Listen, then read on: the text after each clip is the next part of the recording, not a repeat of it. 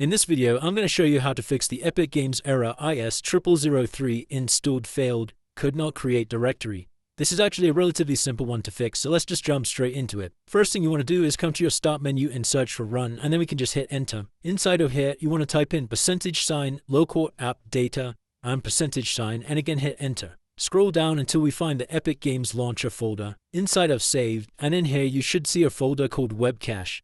And you just want to right click on this and select the trash icon. If you're unable to delete this folder, it's because the client is actually running in the background. So you'll just need to come to the task manager by pressing Ctrl-Alt-Delete on your keyboard. And at the top here, you just want to search for Epic Games. And then if you do see anything running in here, you just want to right click it and end the process to close that down. And then we can come back and try deleting the folder again. You can now check to see if that works. Otherwise, the next thing we're going to do is make sure we're running the app as administrator, as well as disabling full screen optimizations. So to do this, head to your desktop and you want to locate the Epic Games launcher and right click this and come into properties. Inside of the compatibility tab, make sure you have disable full screen optimizations checked and also run this program as administrator checked.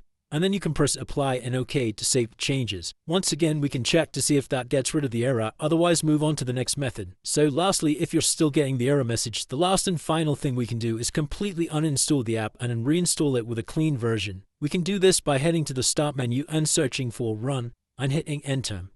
And inside of here, you just want to type in appwiz.cpl and then hit enter. From this list of applications, we just want to select Epic Games Launcher and hit uninstall, and then once the app's uninstalled, you can head over to the Epic Games website to re-download it. Now, hopefully by following these steps, that's resolved the error message, but if you still are experiencing problems, please drop a comment below and I'll try my best to assist you. If this video did help you, please drop a like and subscribe. Until next time.